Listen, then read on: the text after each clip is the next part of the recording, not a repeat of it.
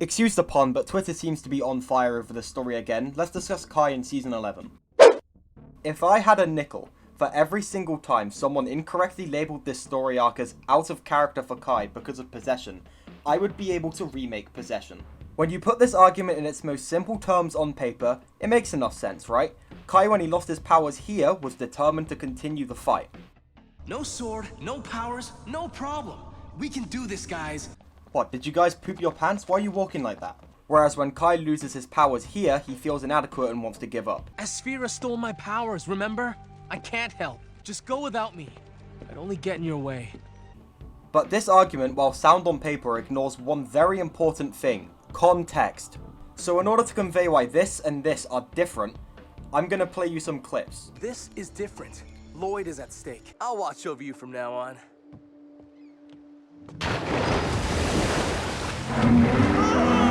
No! I'd only get in your way.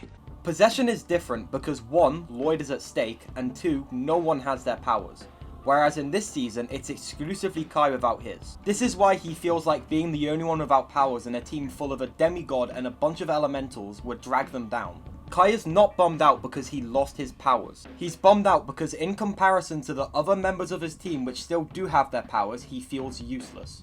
Also, must say, it's an awfully weird time to be complaining about character inconsistencies in Ninjago. For comparison, let's take the season everyone touts to be how you should write Kai, Possession. And now let's apply the same level of scrutiny. He's right. If that means we have to swim the sea to get off this island, then so be it. The entire ocean? I can't get to it. I can't swim. Wow, guys, Season 11 is so inconsistent with Kai's character. Season 5 is how you do it. They don't forget characteristics. But even then, criticizing issues of Ninjago as a whole and then just claiming them to be specifically issues of Season 11 and ignoring them happening in other seasons is a trend. But I don't even think that's the case here, because in here it's not an issue. This and this are different situations. This is relatively the same situation, but Kai is now scared of water apparently. The response I've seen to the inadequacy argument is, well, I don't really have a way to put this without sounding like a dick, but really stupid. The argument I've seen is, well, when Lloyd was in the same situation, he didn't give up. Why did Kai give up? And one, yes he did. Watch the first episode of the season. Right here. This scene. Then maybe you should lead the resistance. Lloyd would never give up or get demotivated, you guys. And on top of this might come as a bit of a shock to you, but Lloyd and Kai are different people who react to things differently. To illustrate my point of what I mean by, of all 7 billion humans on the planet, people will react to things differently, let's ask some guests a question. If Ninja Al deleted your YouTube channel and everything associated with it in the dead of night, what would you do? If he were to delete all my videos, I'd probably just move to my second channel. I'd just upload videos at a much less frequent basis, just whenever I really feel like it. But I don't know if I'd do as much Ninjago content as I do now. I'd probably feel pretty disheartened if that were to happen. To be honest, at first, I think I'd be really lost. I just really wouldn't know what to do. I'd obviously be really upset about that as well, because I spent so much time on so many videos on that channel. But to be honest, I think that when it does come down to it, I think I'd at least try and restart it. Otherwise, I'd know that Al was my downfall and that Al made me just lose everything. I'd just do it out of motivation for that fact. Yeah, because I cannot let him win. He will not win. I will win. That is a promise. I honestly don't think I would come back. If that little goober deleted everything that I'd done, I would cherish the memories, and it happened, find joy in the fact that it happened and what I learned. I would just not have the motivation to probably come back. But I would also probably beat him up.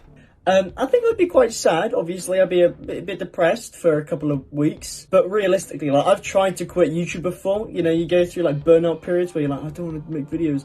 And then I literally can't help myself. I'm addicted to making videos. I just like making videos. It's just fun. It's a habit I've gotten into. I can't relax unless I'm making a video. I have to be making content. I like making videos. I think I'd be motivated enough to start again. So as you can see, 5 Ninjago YouTubers were given the exact same scenario. All of their reactions are relatively different from one another, some being polar opposites. But is DTinaglia out of character for quitting because generic Stud said he would continue? No, of course not.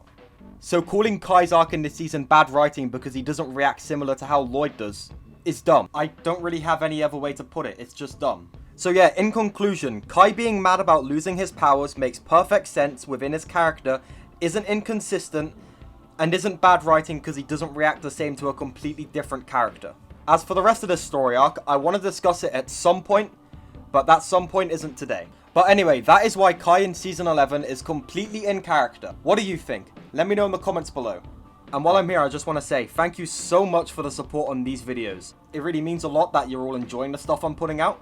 And this year I want to go for a more quality over quantity approach with how I make my videos. So with that being said, if you can think of any way of which I can improve these videos, please do not hesitate to let me know in the comments. It really helps a lot. Also, a big thank you to all the YouTubers who appeared in this video. I could not have made that bit possible without you all, thank you. And I think that's everything. So if you enjoyed this video, you know what to do. And I will see you in the next one. Goodbye.